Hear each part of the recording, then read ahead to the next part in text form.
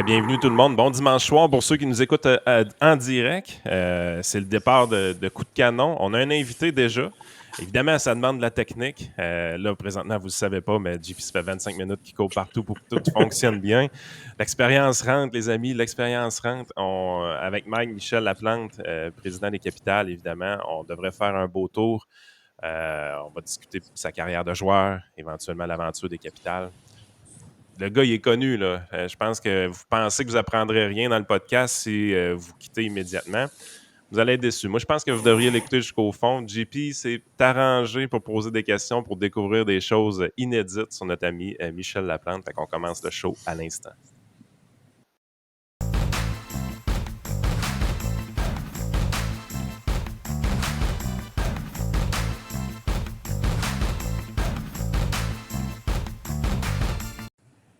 Yes, comment tu trouves ça, cette petite intro-là, JP? Fais ton affaire? Caroline, oui, c'est spectaculaire. J'ai quasiment des frissons. Là. Fait que à chaque fois, il y a des frissons, puis on en donne à nos invités. Ça va faire un très bon spectacle. Yes, fait que je te laisse aller pour la première question à Michel. Bon, écoute, salut Michel, merci de l'invitation. Évidemment, l'objectif, comme on a mentionné à l'autre podcast, Yann et moi, c'est de promouvoir le baseball dans la région de Québec. Baseball Québec, les capitales. Et oui, on va parler du baseball majeur puis d'autres sujets qu'on voudra parler, des camps d'entraînement, peu importe en temps et lieu. Mais je pense que tu étais l'invité tout désigné. Tu es très, très, très important pour le baseball en province, dans la région, évidemment, avec les deux chapeaux.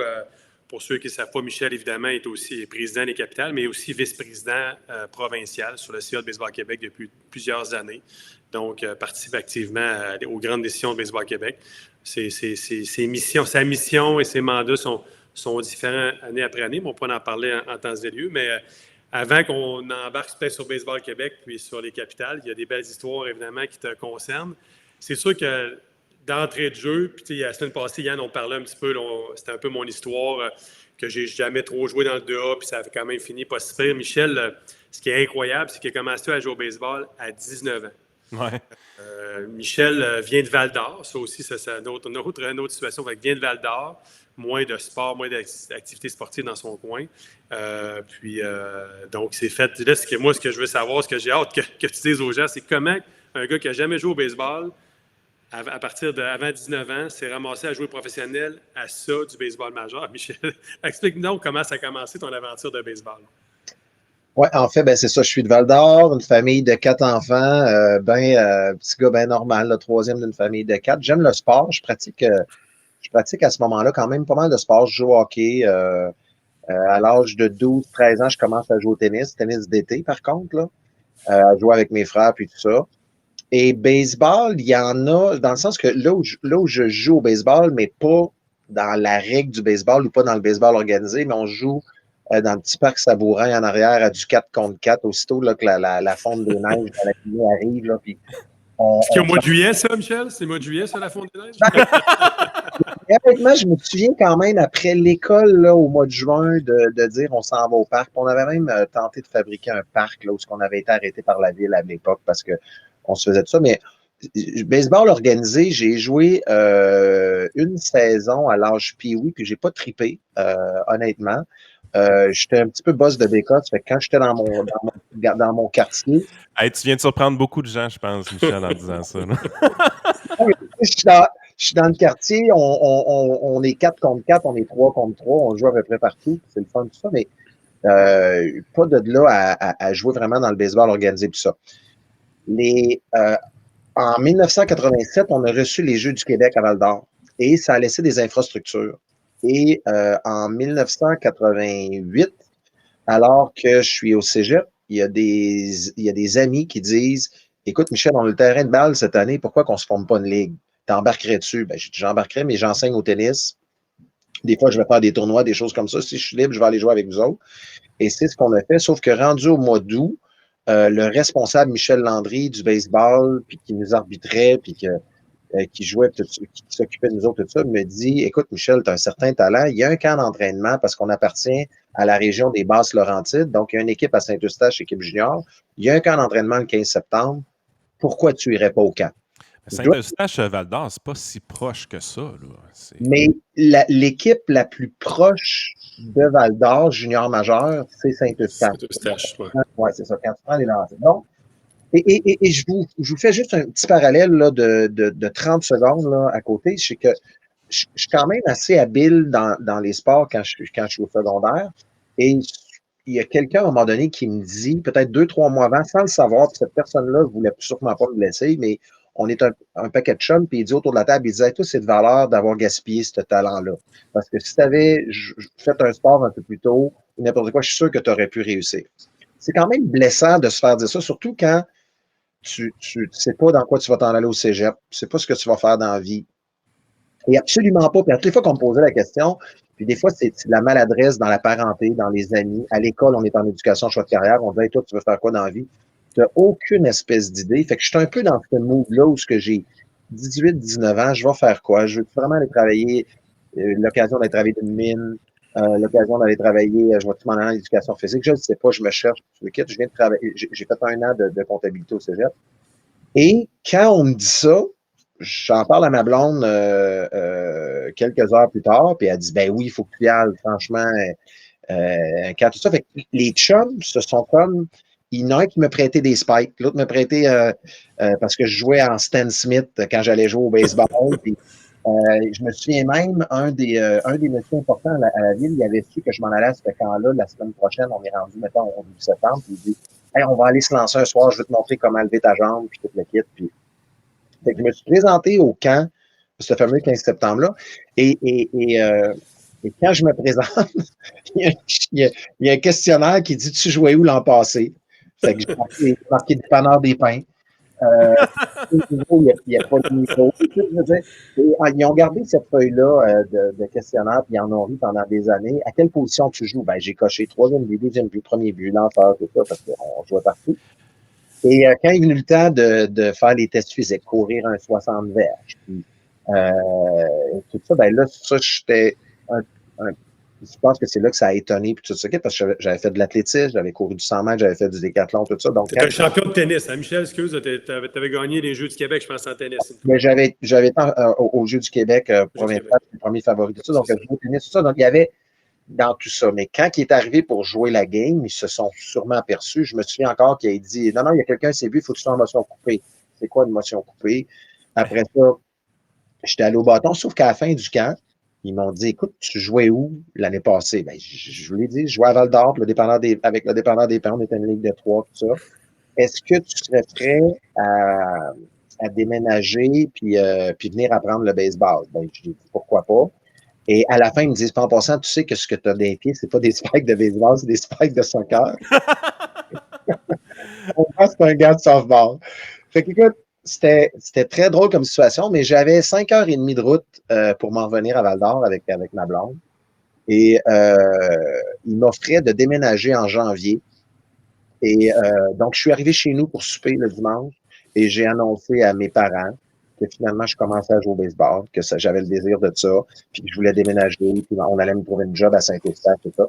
J'ai annoncé à mon coach de volleyball, parce que je vais collégial au volleyball. Mais on voit que tu avais construit quand même les muscles de ton épaule au fil du temps, que ce soit avec le tennis ou le volleyball. Tu sais, je veux dire, tout à fait. Des fois, on se doute pas que le chemin pour arriver à une destination, c'est pas nécessairement le chemin classique. Parce que tu avais fait ce que tu devais faire pour construire un certain physique, mais également pour le mouvement du lancer au baseball. Tu as quand même fait des sports qui étaient importants pour ce mouvement-là.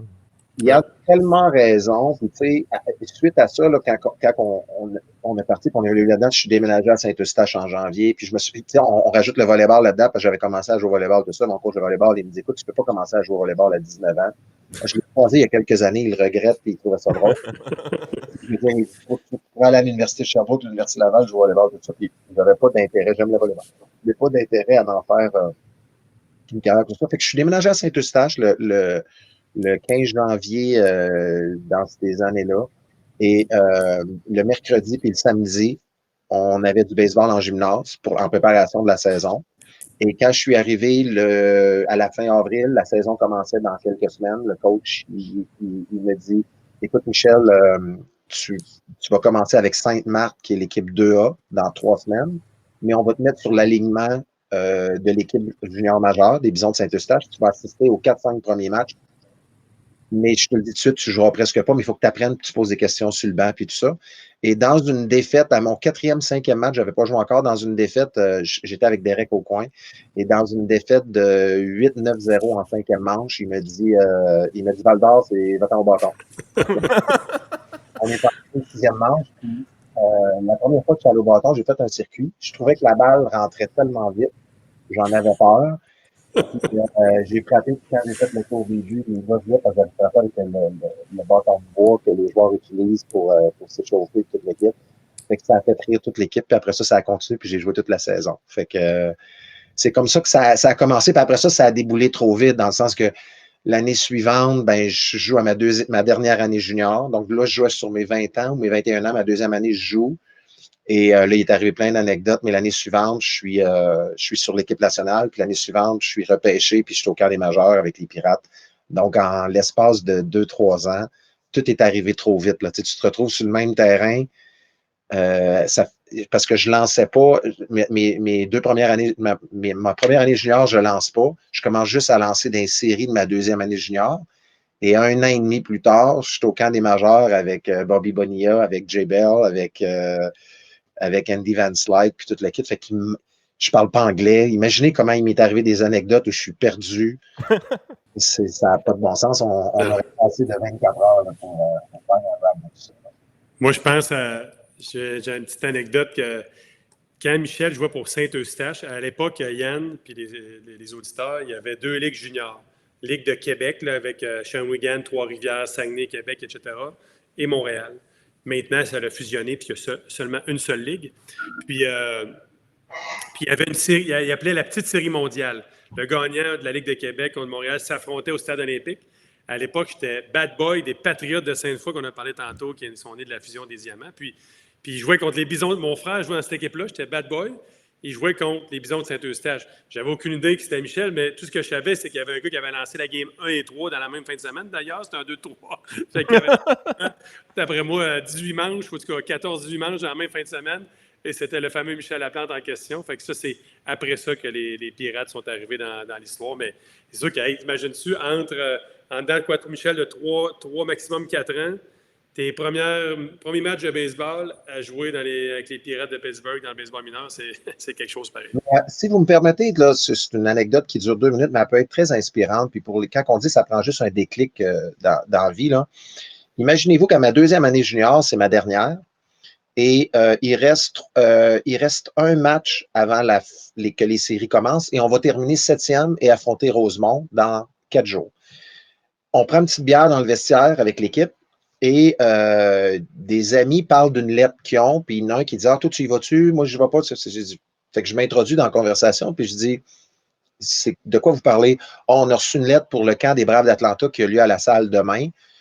Puis je dis « C'est quoi? » Ben, il dit « Il invite les 50 prospects au Québec pour faire ce camp-là, qui existe d'ailleurs, JP, peut-être que tu y as déjà participé, là, il existe depuis des années, ils font ce camp-là à la salle. Fait qu'il y en a un qui dit Val-d'Or, veux-tu y aller? Fait que je dis écoute, j'ai poursu de lettre, tout ça. Non, moi, je ne peux pas y aller, je travaille demain matin, vas-y. Fait que les 2 autres me disent viens donc avec nous autres, viens faire le camp, puis toute l'équipe. Fait que je dis parfait. Le lendemain matin, 6h30, les 2 m'appellent, ils disent il faut qu'on rentre travailler, on ne peut pas y aller. Fait que je raccroche. Là, ma blonde a dit qu'est-ce que tu fais? Ben, j'ai dit finalement, je ne peux pas y aller, les gars, ils ne vont pas. Fait que elle dit non. Elle dit tu y vas, là. Elle dit le baseball, ta carrière a fini dans 2 semaines. Puis pourquoi tu n'irais pas faire un camp juste pour tester? Ben, je ne peux pas conduire ces autoroutes. Je veux dire, il faudrait que je traverse Saint-Eustache, moi. Fait que, elle dit non, tu y vas. Fait que j'appelle sa mère à 7h moins quart le matin, elle m'en parle encore. Elle me dit là, tu vas prendre la 13, tu vas virer, tout ça. Fait que, en tout cas. Je me perds en auto, j'arrive au stade, il est un peu trop tard, et il y en a qui me l'ont raconté, fait que je le raconte à la façon que les autres l'ont vu. Moi, je suis un peu brouillon là-dedans, mais je rentre derrière le parc avec mon sac, puis je marche à partir du marbre, et tous les joueurs sont installés dans le champ-centre avec les 5 dépisteurs des Braves, et ils sont en train de discuter de comment la journée va se passer, et moi, j'arrive avec mon sac, et l'un des dépisteurs se retourne vers moi, puis il me dit What are you doing here? Puis je parle pas un mot anglais. Fait qu'il y en a un qui dit Val-d'Or, qu'est-ce que tu fais ici? Fait que je dis play baseball. Il dit Do you have a letter? Fait qu'il y en a un qui dit t'as-tu une lettre? Fait que je dis non. Puis il dit « You're number 51 ». Fait que je m'assois avec les gens dans ce foulée. Puis là, je fais le camp d'une journée. Et à la fin du camp, ils gardent 3 personnes. Ils ont gardé Dominique Terrien, Yves Martineau, puis moi. Et là, ils me prennent dans un coin, puis ils disent « Écoute, nulle part ces fichiers, qu'est-ce qui se passe, puis où tu joues, puis tout le kit. » Fait que j'explique ma situation, que j'ai commencé à jouer au baseball l'année passée, puis tout le kit. Fait qu'ils disent, et ils me disent « Écoute, si tu n'avais pas eu 21 ans, puis qu'on te connaissait plus, on t'aurait donné un contrat professionnel aujourd'hui, avec ce qu'on a vu comme projection. Wow. Et finalement, Dominique et Yves ont signé pour les Braves d'Atlanta, c'est drôle. Je quitte le terrain et là, je me repère encore en ville, mais je m'en sac parce que je suis heureux. Il y a quelqu'un qui me dit que j'étais bon. Tu comprends? Imaginez l'anecdote, là. Le lendemain, 24 heures plus tard, on commence les séries à Rosemont. Je suis en train de m'échauffer dans le champ avec tous les joueurs. Le match va commencer dans 3 quarts d'heure et notre lanceur partant n'est pas là. Notre lanceur partant s'est planté en bicycle à gaz en se montant. Il s'est blessé à la main, il ne peut pas lancer. Les coachs ne veulent pas que le lanceur qui va lancer demain lance aujourd'hui. Fait qu'ils viennent me voir et ils disent Valdas, il me donne la balle et il dit c'est toi qui lance aujourd'hui. J'avais eu qu'un départ dans l'année. Mais là, n'oubliez pas, on vient de me dire que j'étais bon. Fait que finalement, j'ai lancé mes semences, je n'ai pas donné de points.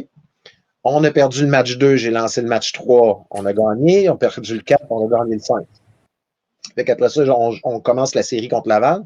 Laval, jusqu'à ce que JP, puis je pense que vous battiez le record avec les diamants, c'était le plus de victoires dans l'histoire du junior majeur. Il était 40 victoires, 4 défaites. Fait que j'ai lancé le match 1, le match 3, le match 5, le match 7. On a gagné en 7. Aïe, aïe. Et après ça, la série que tu vois au Stade olympique où on gagne finalement contre Québec, c'est ça. Fait que moi, cette séquence-là de 8 victoires, 0 défaites sur 3 semaines, c'est arrivé juste suite à ce que quelqu'un me dise que je suis avec les Braves. Et ce qui est très spécial dans tout ça, c'est que 9 ans plus tard, je re-signe avec les Braves d'Atlanta au niveau 3A. Et quand j'arrive et que je donne la main au directeur général, ils sont un peu au courant de l'histoire et disent « Je ne peux pas croire qu'on t'a trouvé trop vieux à 21 ans et qu'on te re-signe à 30 ans pour jouer pour nous autres. » C'est spécial pareil. Là. Fait que ma carrière avec les Braves 9 ans plus tard. 30 ans, effectivement. Fait que là, évidemment, on aurait en tabarouette là, par rapport à ta carrière. Tu joues à peu près 3-4 ans dans l'organisation des Pirates. Tu te rends jusqu'au niveau 3 avec les Pirates ou 2A, Michel? Avec les Pirates, j'ai monté un petit peu trop rapidement. Donc, je suis arrivé dans le A. Un mois plus tard, je monte dans le A fort. L'année suivante, je commence dans le A moyen. L'année suivante, je fais les 3 catégories dans une saison. Donc, A moyen, A fort, je finis dans le 2A. Et l'année d'après, je recommence dans le 2A, mais au camp d'entraînement, on me fait lancer avec les majeurs, 2 départs. Et je suis partant numéro 1 du 2A. Et la projection, c'est qu'au mois de mai, je vais monter en haut des majeurs. Donc, on me disait, t'es là 2-3 mois. Ils voulaient que je travaille sur une couple de petites choses.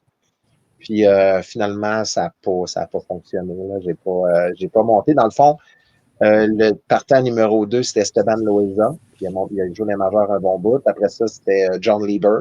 D'ailleurs, les deux se sont affrontés dans un départ du match des étoiles quelques années plus tard. Puis c'est ça, je suis le seul j'étais partant numéro 1, puis je suis le seul dans l'équipe qui n'a pas monté des majeurs, finalement. Fait que c'est ça. Puis, non, effectivement, ça, c'est ce Mais écoute, j'ai tellement de parallèles. J'écoute ton histoire depuis tantôt, puis les parallèles que je fais, c'est que j'ai lu une biographie de Mariano Rivera, puis il y a des points en commun là-dessus. Tu sais, le gars est arrivé out of nowhere, un camp des Yankees. Il s'était fait prêter des spikes. L'histoire de Mariano Rivera, c'est vraiment une histoire qui est assez impressionnante de ce côté-là. Mais je pense pas que c'est des affaires qu'on peut voir aujourd'hui parce que là, il y a les méthodes d'entraînement, les infrastructures, les jeunes commencent vraiment tôt. Puis on le voit aussi, ça paraît, les pitchers lancent tellement fort maintenant qu'il y a une science derrière ça. C'était une autre époque un peu. Mais de voir que des petits gars comme ça pouvaient déboucher dans les majeurs après un parcours aussi rocambolesque, c'est assez spécial, pareil, quand on y pense. Oui, puis même à l'époque, c'était rare, puis l'histoire, elle faisait son bout de chemin. Là, les gens, Mais tantôt, Yann, tu as touché un point, c'est qu'il y a du sport dans le corps pareil, de d'autres façons, puis on le permet moins aujourd'hui. Est-ce qu'on fait la bonne affaire? Je ne suis pas sûr. Ce que je veux dire, c'est que un bon athlète de 16 ans qui n'est pas mature techniquement, on pourrait-tu lui donner sa chance puis le prendre un peu plus tard? Parce que de toute façon, la carrière, le temps que ça dure, pourquoi qu'on ne prend pas la personne à son top puis à son max? T'sais? Fait que je pense qu'on perd probablement beaucoup de bons joueurs parce qu'on décide de les repérer très, très tôt. Et ça peut être une question de croissance, une question de volume. La cruche, elle se remplit des fois un peu plus tard. Fait que il y a quelque chose à retenir de tout ça pareil. Là, je pense que des fois, on passe à côté parce qu'on sélectionne un peu trop jeune, puis c'est de plus en plus jeune dans tous les sports. Mais quelqu'un pourrait t'en donner beaucoup entre 23 et 27 ans. Là. Fait que, Oui, puis ça, c'est un débat qu'on a souvent, évidemment, avec les structures, le kit. Puis, dans la région de Québec, on est tellement une bonne région qu'exemple, on a décidé de faire 2 équipes midget 3 parce qu'on trouvait ça trop jeune que les jeunes que les joueurs arrêtent de se développer. On a tellement d'exemples de gars qui pas si bons que ça à 15, 16, 17 ans, puis continuent, puis viennent s'entraîner au collégial, puis à 19, 20 ans, il y a une bourse à aller dans les universités américaines. Fait que c'est un petit peu moins spectaculaire, Yann, comme le parcours de Mariano Rivera et Michel.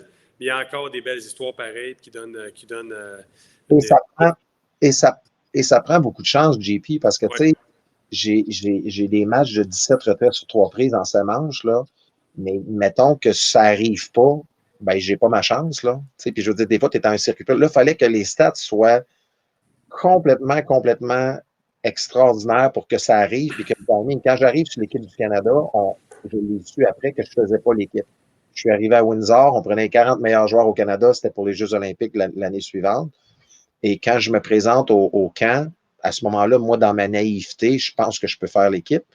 Mais finalement, Richard Raymond m'a dit, Michel, je ne sais même pas jusqu'à quel point tu n'étais pas supposé faire l'équipe, mais pour réussir dans ces 2 semaines de camp d'entraînement-là, il faut vraiment que tu performes, mais j'aurais pu passer à côté de tout ça parce qu'on aurait simplement dit, il n'est pas prêt, techniquement, c'est pas. Fait que, Ouais, en même temps, moi, ce que je te dirais, ce qui est frappant dans ton parcours, c'est qu'à toutes les fois qu'il y a eu une opportunité, même des fois malgré toi, je pense que l'histoire de la conjointe est assez importante dans cette histoire-là, c'est que tu as eu une opportunité, même si c'était naïvement, tu l'as saisi.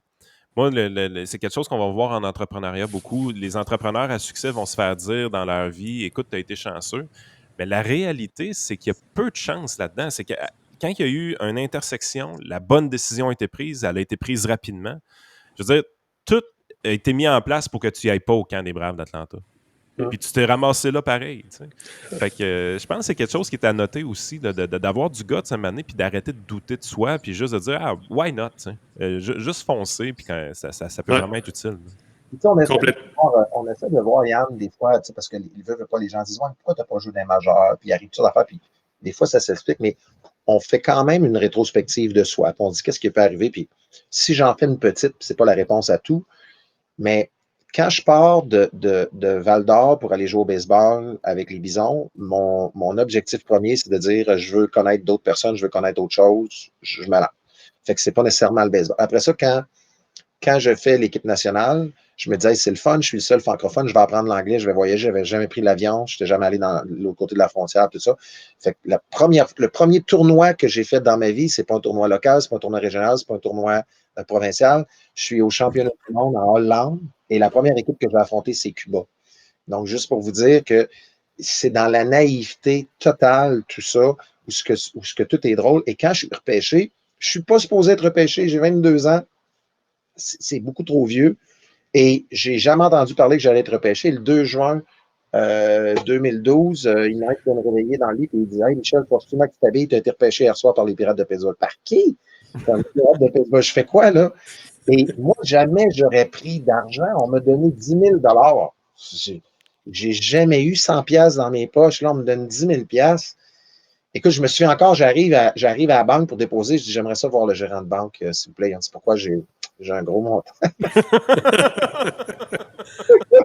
La madame, elle va chercher le gérant de banque et dit, ouais, j'ai signé la semaine passée, j'aimerais déposer ça, puis je voudrais savoir comment ça fonctionne. Écoute, elle a dû partir à rire, puis elle dirait le gars. Tu sais, mais c'est tout dans l'innocence. Et la première fois qu'il n'y a pas eu d'innocence, c'est Baseball America sort les prospects des organisations et je suis classé dans Baseball America. Puis je vais atteindre les majeurs cet été, puis tout ça. Et je lance, puis là, le roommate avec qui je suis, Lui, il est releveur. Puis à un moment donné, en assez d'être en relève, il appelle son agent. Son agent appelle le directeur général de l'organisation. Le directeur général appelle son coach. Puis il lui dit, ouais, finalement, je ne le veux plus releveur, mais là, mets-le en longue relève ou mets-le partant. Et là, j'ai réalisé que c'était plus de la naïveté, c'était une business. Puis là, de plus en plus, je tombais dans... J'avais pas d'agent. Fait que là, je tombais dans de la business que je voyais aller. Puis je me suis mis à ouvrir les lumières et à comprendre dans quelle patente que j'étais. Et j'ai perdu cette naïveté-là. Et je suis sûr que ça a freiné mon élan de juste me lancer puis de jamais réfléchir quand je lançais, de tout le temps juste jouer pour le fun. Et d'ailleurs, on me répétait constamment ça. Les coachs âgés de l'organisation disaient, ils aimaient tellement ça parce qu'ils disaient que j'étais un joueur des années 60, que il arrivait au parc, puis il faisait juste jouer, puis au-dessous qu'il y avait une balle, j'étais tout le temps en train de courir. Je n'étais pas épuisé du baseball, ça faisait 1 an et demi que je jouais, fait que je trouvais tout ça drôle. Puis moi, quand je sautais d'un autobus, puis j'allais avoir 8 heures d'autobus à faire pour aller jouer un peu partout aux États-Unis, bien, je regardais, puis je trouvais ça beau. J'allais dans un nouveau restaurant, un fast-food que je n'avais jamais découvert, je trouvais ça hot, je posais des questions, j'apprenais l'anglais. Fait que c'était toujours dans la naïveté, ça a été extraordinaire là, d'être un peu, c'est ça, de ne pas avoir toute la conscience de tout ça. Là. Fait que Michel, après tes quelques années avec les Pirates, évidemment, il y a plusieurs années, évidemment, est venu le baseball indépendant. C'est là qu'il y aura un lien avec les capitales. Tu es retourné dans le baseball affilié avec les Braves, avec les Expos. Tu as aussi été à Taïwan avant qu'on parle du baseball indépendant, naissance des capitales et tout. Taïwan, c'est quand dans ta vie? Puis Yann, tiens-toi bien, c'est peut-être la meilleure anecdote de la journée. Michel est à jouer à Taïwan, jouer du gros baseball. Explique ça rapidement, puis conte-nous ton histoire de jeu télévisé, Michel, Taïwan. Ben, c'est ça. Mais après mes 3 années avec les Pirates, je suis protégé au niveau 2A ou 3 avec les Pirates. Donc, je suis repêché par le draft, donc Rule 5 avec les, je ne sais pas comment le traduire, là, mais c'est Rule 5 avec les Padres de San Diego dans la grève. Donc, comme joueur canadien, je n'ai pas le droit de transgresser les lois en tout cas, je n'ai jamais tout compris l'histoire. Donc, je me retrouve à être retanché la journée que la grève s'est terminée le 1er avril 1995. Donc, de passer de 6e prospect dans le baseball américain à plus de job et plus de visa surtout. Donc, je reviens au Canada et je reviens jouer au baseball et les gens me disent, écoute, tu as rien qu'à te garder en forme. D'ici 1 mois, les Pirates m'ont appelé. D'ici 1 mois, on vient te chercher aussitôt qu'on règle nos problèmes de visa. Et finalement, cette année-là, ben, je n'ai pas joué au baseball dans le prime parce que j'avais 25 ans. 24-25 ans, j'étais à mon meilleur. Je jouais dans une ligue senior en Ontario à me garder en forme et j'ai obtenu mon visa seulement à la fin juillet. Donc, j'ai perdu 1 an au complet. Je me retrouve dans le baseball indépendant, une bonne année dans le baseball indépendant et à la fin de la saison, je reviens à Val-d'Or à l'automne et je reçois un appel de mon coach qui dit écoute, Michel, il y a un camp d'entraînement en Floride, il y en a un en Californie. Il invite 40 joueurs professionnels dans chacune des places parce qu'ils partent une ligue à Taïwan. Fait que je pars dans ce camp de 3 jours-là. Ils choisissent 4 personnes sur 40, 4 personnes en Californie. Et il nous explique tout ça. Donc, une semaine plus tard. La naïveté est revenue, là. Ah, complètement. Une semaine plus tard, je pars à Taïwan. Et c'est un camp de 2 mois où on va jouer à travers les villes de Taïwan. Et à la fin du 2 mois, le 16 décembre, les entraîneurs qui nous ont regardé jouer pendant 2 mois vont nous sélectionner dans un draft pour ensuite commencer la saison le 1er mars, le camp d'entraînement du 15 janvier au 1er mars. Puis on va commencer dans cette ligue-là à Taïwan. Fait que durant le 2 mois, là où tu as raison, Yann, la naïveté est là. Même j'ai un avantage sur les joueurs américains, dominicains qui sont là, c'est que je suis habitué de rien comprendre en anglais. Fait qu'avec mes mains, je réussis à obtenir ce que je veux, puis je veux apprendre le mandarin, puis je trippe, puis j'ai du fun. Et à un moment donné, je dirais, 1 mois après qu'on est là, on commence à jouer des matchs. Et le matin, ça cogne à la porte de ma chambre d'hôtel et on me donne mon uniforme. Et quand je regarde mon uniforme, je l'ai-tu ici? Je pense que oui. Ah, je l'ai ici. Je vous montre ça. C'est mon uniforme taïwanais. Excellent, ça. Excellent. Montre-nous ça. Donc, c'est ça ici. OK? Et vous voyez le nom dans le dos. Okay? Et ça veut dire la plante, ça. Non, c'est là que j'explique qu'elle est vraiment bonne. On me remet ça ici parce que tout le monde m'appelle Le Fontaine. Le Fontaine. Et contrairement à ce qu'on vit ici, où, je ne sais pas, moi, un joueur russe vient jouer, on continue de l'appeler avec son nom russe. Là-bas, selon ton comportement, on va te trouver un nom de ce que tu représentes. Et moi, je représentais Le Fontaine, qui est un. Il ne faut pas que je me plante parce que s'il y a quelqu'un qui comprend le mandarin, là, c'est le dieu rieur là-bas, dans le bouddhisme. Donc, c'est quelqu'un qui sourit tout le temps. Et la raison pour laquelle je souriais tout le temps, puis que j'avais du fun, c'est que je ne comprenais jamais rien de ce qui se passait. De mon atterrissage à l'aéroport à Taipei, où il y a quelqu'un avec un carton qui m'attend, je me suis perdu dans l'aéroport là-bas. Après ça, j'ai été le premier à m'acheter un scooter. Fait que je me déplaçais en scooter en uniforme de baseball, puis j'allais à mes pratiques en scooter. Pas de casse, rien. En tout cas, c'était très drôle. Puis je donnais des rides aux gens, tout ça. Fait que moi, j'ai décidé de vivre Taïwan. Puis quand ils m'amenaient, quand ils invitaient à manger, ben, la plupart des Américains n'y allaient pas. Puis moi, je voulais goûter à leur nourriture, leurs affaires. Fait que j'étais très, très impliqué. Fait que mon nom, c'était Le Fontaine. Quand on me remet mon chandail de même, je le prends. Puis je me dis, c'est pas vrai que quand quelqu'un va me demander une signature, je vais signer Michel Laplante. Il faut que j'apprenne à signer Le Fontaine. Et ça veut dire happy to turn the sky around. Heureux à envirer le ciel à l'envers. C'est ça la traduction. Ça, c'est ciel, virer à l'envers, puis heureux. Heureux, c'est ça le signe. Fait que j'ai accroché ça sur le mur de ma chambre et pendant 4 heures de temps, j'ai pratiqué à signer ça. Quand il est arrivé le match le soir que j'ai lancé à la fin du match, les gens ont demandé ma signature, puis j'ai signé en chinois comme ça. Et les gens ont tellement aimé ça. Après ça, j'ai quand même eu une bonne séquence. Et quand est arrivé le 16 décembre, lors du repêchage, j'étais le premier choix overall, repêché dans l'histoire de la Ligue. Et je suis devenu un peu chouchou, les yeux bleus. Donc, c'était plus rare là-bas, puis tout ça. Et on me mettait dans toutes sortes d'événements. On m'amenait de présenter des choses, puis écoutez, ça n'avait aucun bon sens. Mais la pire qui est arrivée, c'est là que j'ai fait l'histoire, je suis rendu probablement au printemps. La saison a commencé tout ça. Puis la façon que ça fonctionnait, c'est que le traducteur arrive avec le directeur général de l'équipe et il me dit « Tomorrow, you have appearance in Taipei ». Fait qu'il fallait que j'aille faire quelque chose à Taipei parce qu'on ne jouait pas le lendemain. Et je disais toujours « OK ». Fait que là, il me remettait 3 coupons. Fait que le premier coupon de ma chambre d'hôtel à 7 h le matin, je le donnais à un chauffeur de taxi. Le chauffeur de taxi, il lisait ça, puis il m'amenait à l'aéroport. Rendu à l'aéroport, je prenais mon deuxième papier, je le donnais à la madame à l'aéroport, elle me trouvait un billet d'avion, j'atterrissais à Taipei. Une fois rendu à Taipei, mon 3e billet, le taxi m'amène dans un studio de télévision. J'arrive dans le studio de télévision, je suis au maquillage, puis c'est que ça parle que mandarin partout, puis j'essaie de demander je suis où ici, puis toute l'équipe a de la misère à me répondre, puis ça va dire quel genre d'entrevue. Et là, il y en a un qui parle un peu mieux anglais, il dit You know Le Fontaine, Jeopardy. Fait que là, je dis Jeopardy, il dit Yeah. Fait que le show de télévision Jeopardy, mais en mandarin.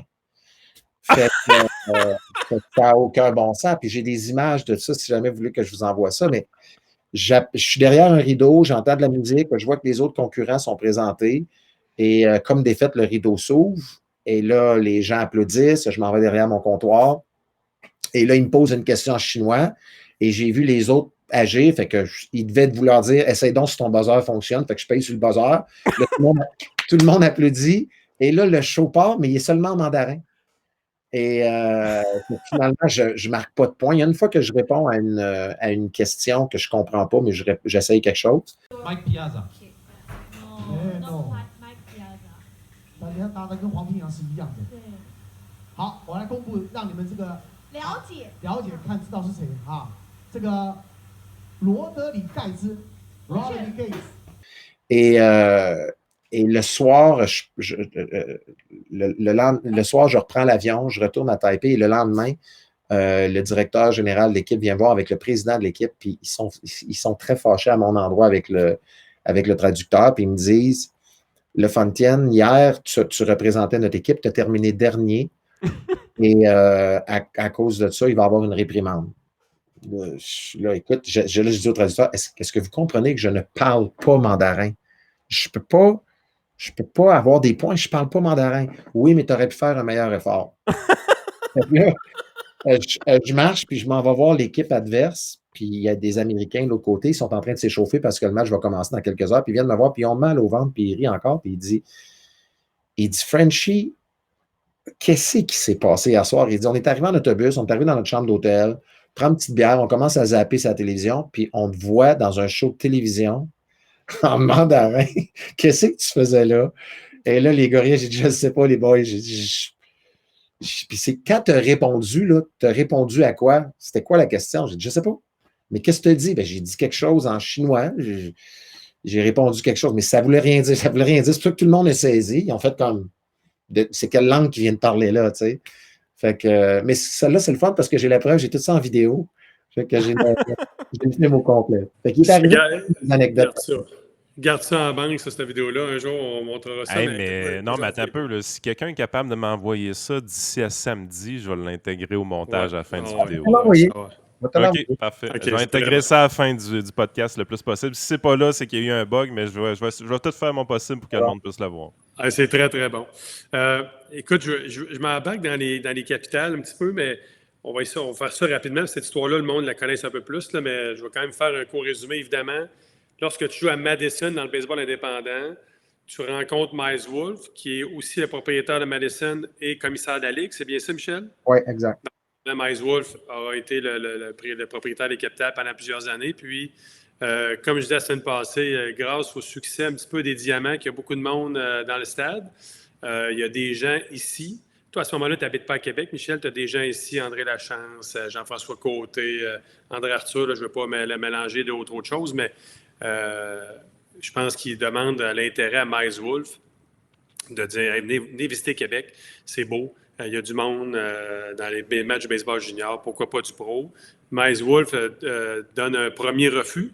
Puis après ça, je pense qu'il y a quelqu'un d'autre, je pense que c'est Jean-François Côté qui revient à la charge.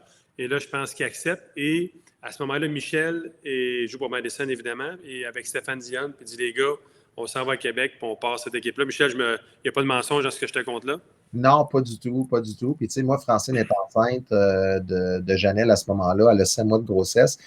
J'ai 28, 29 ans. Je suis en fin de carrière, pas dans ma tête à moi. Dans ma tête naïve, Yann est revenu, là, tu sais. Puis, dans ma tête à moi, j'ai une bonne saison. Je veux être invité au camp 3. Mon coach me dit ça.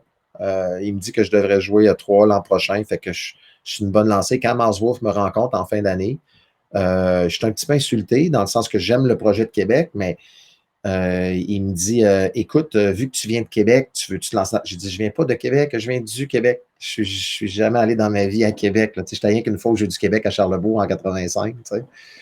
Fait que il dit OK, puis il dit je sais que ta conjointe est enceinte, fait que viendrais-tu travailler dans un bureau, mais dans ma tête, à moi, naïf, c'est ouais, mais j'ai une bonne saison, je vais peut-être signer. Est-ce que parce que tu penses que je faudrait que je prenne ma retraite de joueur de baseball? Et là, il m'a arrêté tout de suite. Il dit non, au contraire. Il dit on travaille ensemble pour partir une équipe de baseball. Puis il dit quand arrive la saison, tu retourneras dans le vestiaire puis tu seras joueur. Fait que j'avais le meilleur des deux mondes, dans le fond. Il n'y a pas de meilleure retraite que de faire ça. Une transition parfaite. Là. Ah, une transition parfaite. Et ça a été très, très spécial parce que Janelle est née le 11 octobre, puis le 13 octobre, je suis déménagé à Québec sur la première avenue, trouver un petit appartement. Puis la famille, on est déménagé ici. Et j'ai complètement tripé sur cette job-là, de côtoyer Miles Wolff, puis de dire pourquoi on appelle ça les capitales de Québec? Il fallait trouver un nom, il fallait trouver un nom de mascotte, il fallait trouver une identité, il fallait engager un coach, les couleurs de l'équipe, ça allait être quoi? Dans un stade qui. Puis je ne veux pas insulter les gens quand je dis ça, mais tu sais, ça fait 7 ans que je joue aux États-Unis. Là, tu arrives dans le stade à Québec, c'était pas beau. Là. Tu sais, je veux dire, on voyait l'ouvrage qu'il y avait à faire. Là, est-ce que vous vous souvenez de la clôture verte tout croche en fer? Le terrain, je me souviens encore de marcher au mois d'octobre sur le terrain. Et c'était tellement laid. Est-ce qu'on va pouvoir vraiment avoir du baseball professionnel là-dessus? Les estrades, tout était à refaire. Il fallait y croire vraiment. Et finalement, ça a été la plus belle expérience de ma vie, en fait. Tellement que, puis là, il s'est passé de quoi de très spécial parce que, imaginez, là, je participe à engager le coach qui est Jay Ward, le staff, les accessoires, on travaille là-dessus, on n'est pas beaucoup dans les bureaux, là. Et quand arrive la saison, là, tu es dans le vestiaire, puis là, tu entends les joueurs professionnels dire qui c'est qui a choisi ça, ces shorts-là, c'est donc ben lettre. C'est moi, dans le fond. Puis normalement, les joueurs critiquent des choses de l'organisation, mais là, tu es à l'interne. Et là, j'ai compris, puis là, Yann, tu vas reconnaître ça en affaires, l'importance de ne pas travailler en silo, puis que les départements se parlent. Et là, moi, ça a tout décliqué. Ça a fait OK. Fait que là, je suis des deux côtés en même temps, et je comprends l'importance de la communication. Et c'est ça, finalement, lance le match dans l'histoire du match d'ouverture à Québec. Ça a été une expérience vraiment le fun, tout ça. Sauf qu'à la fin de la saison, j'ai une bonne saison et je signe avec les Expos. Et je me souviens encore de m'en aller au camp d'entraînement des majors des Expos. Puis c'est drôle parce que j'étais là la semaine passée à Jupiter, à la même place dans le stade. Puis là, ça brassait dans ma tête parce que je me revoyais il y a 20 ans au camp des majors. Puis je voyais ça d'un angle différent comme spectateur la semaine passée. Mais il reste que, je racontais ça à Francine, je dis, quand j'étais assis drette là sur le banc en avant, puis j'allais lancer en relève dans quelques manches, là, ma tête n'était même pas sur ce frappeur-là, ses mains sont trop hautes, je devrais lancer en dedans. C'était, non, les pancartes ne sont pas bien placées, le pied announcer, il intervient trop, la musique n'est pas bonne, j'avais vraiment déjà fait un switch marketing, et c'est ça qui me fascinait. Et d'ailleurs, je suis retranché, puis je m'en vais jouer à Ottawa quelques semaines plus tard où la saison commence.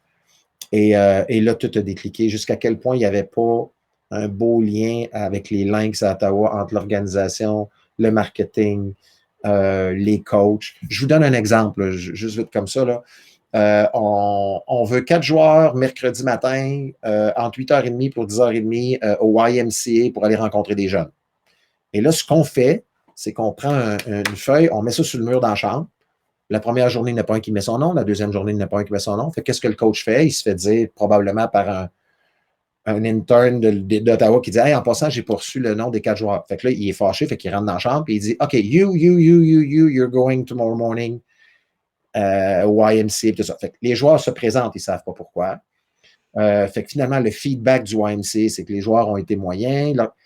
Imaginez comment la roue, c'est pas une roue positive. Fait que tout ça, là, déferle dans ma tête durant les mois que je suis là. Puis là, je me dis... Ah, puis tu as une culture old school au baseball. Faut pas se le cacher. Ouais. Quand tu arrives, tu regardes même le baseball affilié. Oui, c'est intéressant. Ils vont signer des jeunes. Il y a des contrats qui se donnent. Il y a une modernité qui s'installe présentement. Sauf qu'on a tout dans l'image les Bobby Cox, les Bobby Valentine, les coachs, où est-ce qu'ils se foutent carrément de leur staff, où est-ce qu'ils imposent un peu leur volonté. Tu sens qu'il n'y a pas de communication entre les joueurs, le coaching staff, qu'il n'y a pas plus de communication que le coaching staff puis l'étage en haut. C'est une culture qui date de très, très, très longtemps au baseball, d'être très distinct de cette façon-là. Puis on commence à peine, on dirait, à intégrer des aspects de psychologie, des aspects d'aide aux joueurs, de soutien aux joueurs dans leur développement. Même des fois, tu te demandes, le système du baseball affilié, c'est-tu fait pour découvrir réellement ceux qui sont endurcis mentalement plus que d'autres choses? Tu as souvent l'impression qu'on donne très peu de chance aux jeunes à l'intérieur des systèmes de baseball affiliés. Faut que tu sois tough. Faut que tu sois tough. On en parle souvent avec les gars de Québec qui jouent dans le baseball mineur professionnel. Faut que tu sois. C'est un challenge à tous les jours. Faut pas que tu regardes le gars en arrière de toi. Faut que tu regardes le gars en avant. C'est effectivement très, très difficile, Yann. Michel, ce que tu mentionnes par rapport aux Lynx que tu as moins aimé un petit peu, exemple, évidemment, c'est ce qui est probablement une des raisons pour que les Capitals sont encore à Québec depuis 23-24 ans. C'est justement le lien avec la communauté, le lien de l'entraîneur avec les fans, l'administration dont tu fais partie avec les joueurs, les fans et tout. Ça fait que ça, c'est vraiment spectaculaire. Tu joues avec les Expos un petit peu. Vous faites avec les Lynx d'Ottawa. Tu reviens avec les Capitals. Tu re-signes avec Atlanta. On aura peut-être une petite histoire drôle à parler tout à l'heure. Mais finalement, au final, tu reviens avec les Capitals. Puis tu es là, tu reviens joueur, le bras lâche. Là, tu te retires un petit peu des Capitals. Tu reviens comme coach. Un petit peu, je pense, Michel, sans dire de reculons, mais c'était pas ta volonté, c'était pas ce que tu voulais faire comme coach. Puis quand tu te retireras quelques années plus tard avec beaucoup de succès, moi, c'est pas ça que je veux faire, c'est d'être DG puis pas président des Capitals. Hein, c'est bien ça? En fait, oui, presque ça, dans le sens que quand je retourne avec les Braves, donc je suis avec les Expos, ça ne fonctionne pas, je m'en viens à Québec pour 2 départs, là, je signe avec les Braves, et avec les Braves arrive cette belle histoire-là avec eux autres, puis je me blesse avec les Braves, on pourra y revenir avec la blessure, mais suite à la blessure, Je viens faire ma rehab à Québec ici. Ma famille est ici, j'aime Québec, tout ça. Et je retourne un peu au tennis tranquillement. Je m'entraînais déjà l'hiver avec Jack Hérisset, Jacques Borloo, Christian Gingras, où ce que je jouais. Mon entraînement, c'était de jouer au tennis avec les jeunes en sport-études. Puis quand il y avait le Challenge Bell, j'étais partenaire d'entraînement avec les filles qui étaient là. J'ai fait ça plusieurs années, puis j'aimais ça. Et là, je coach un an comme coach des lanceurs avec les Capitales. Mais finalement, je retourne au tennis, puis là, je deviens coach à temps plein au tennis au Club Avantage avec le sport-études. Et c'est à partir de fin 2004, lorsque l'entraîneur des Capitales est parti, Miles Wolff, financièrement, ça n'arrivait pas non plus. Et il m'a rencontré pour me dire qu'il m'offrait la job de coach des Capitales de Québec, ce que je n'avais aucune intention. Donc, la première fois, j'ai dit non. La deuxième fois, 2 semaines plus tard, j'ai dit non. Puis la troisième fois, on a eu une rencontre un peu plus serrée. Puis il dit, Michel, si tu ne prends pas la job, je vends l'équipe puis je la déménage. Je ne vois pas comment on peut développer ça. Puis je veux qu'on travaille ensemble dans tout ça. Puis Francine, là-dedans, elle a pensé que je pouvais être coach. Puis la raison pour laquelle, puis là, on revient à ce que je disais il y a 5 minutes, c'est qu'il y a une autre affaire qui a déclenché, c'est que Miles Wolff me dit, je te jure, tu fais les choses à ta façon. Tu as une façon différente de penser, mais je te laisse carrément faire les choses à ta façon. Et finalement, je les ai faites carrément à ma façon, dans le sens que j'avais toutes sortes d'idées. Il y en a que je n'ai pas pu établir. Moi, je ne comprends pas qu'on arrive, exemple, au parc de baseball à 3 heures, qu'on pratique une pratique au bâton entre 4 heures et 5 heures et demie, et puis après ça, on commence. Moi, j'aurais pratiqué le matin, après ça, allez-vous-en, puis revenez-vous-en, puis tous les gens dans le domaine sportif croient à cette théorie-là, puis il n'y a personne qui peut l'implanter au baseball. Ça, je n'ai jamais été hâte de l'implanter. Je l'ai essayé avec mes joueurs, ils m'ont envoyé promener, puis c'est pas facile, les gars, d'arriver avec des gars qui ont tout un background universitaire, ils ont tous joué professionnel. Là, c'est pas des gars de 20, ben JP, tu sais, on a coach ensemble, c'est pas des gars de 20, 21 ans que tu le fais croire n'importe quoi. Ils ont Des hommes, là. C'est des hommes. Ils ont 25, 26, 27 ans, ils ont du bagage. Mais on a été quand même capable de faire notre bout, je pense, JP, dans tout ça, où c'était différent. Je croyais beaucoup une théorie qui est très différente de ce que j'avais vécu dans les mineurs. Dans les mineurs, on cherche à te faire peur, puis en pensant que tu as peur de perdre ta job, tu vas performer mieux. Moi, je ne crois pas à ça, mais pas du tout. Ah, c'est une torture psychologique, quasiment. Là. Moi, ce que je crois, c'est que si je te mets dans une situation heureuse, tu vas performer encore plus, puis tu ne voudras pas quitter parce que tu es heureux dans la situation dans laquelle tu es. Fait que c'est une théorie qui était complètement différente. Donc, on avait des jeux partout. Le camp d'entraînement, c'était... Je n'en revenais pas des activités qu'on faisait. Je les amenais jouer au hockey. Puis Pat continue ça aujourd'hui, là, puis cette tradition-là qu'à Québec, tu vas avoir du fun. Et à long terme, ça a porté fruit parce que les joueurs, encore, il va y avoir des signatures là, dans les prochains jours qui sont intéressantes où tu te dis, comment ça fait qu'un gars qui joue 3 l'année passée décide de venir finir sa carrière à Québec?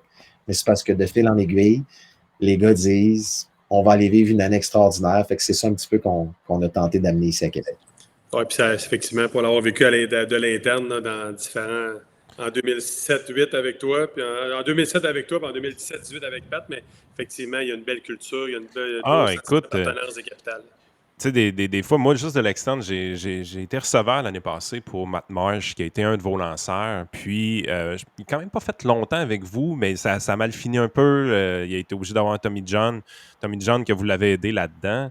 Puis il y avait juste des bons mots pour votre organisation. Et puis lui, ce qu'il m'avait dit, c'est qu'il l'avait convaincu de partir de Nashville puis de dire je m'en vais à Québec. C'était l'ambiance qu'il avait entendu parler. Il dit il y avait des rumeurs qui nous disaient que c'était vraiment trippant d'aller à Québec. Fait qu'il a voulu faire ce trip-là.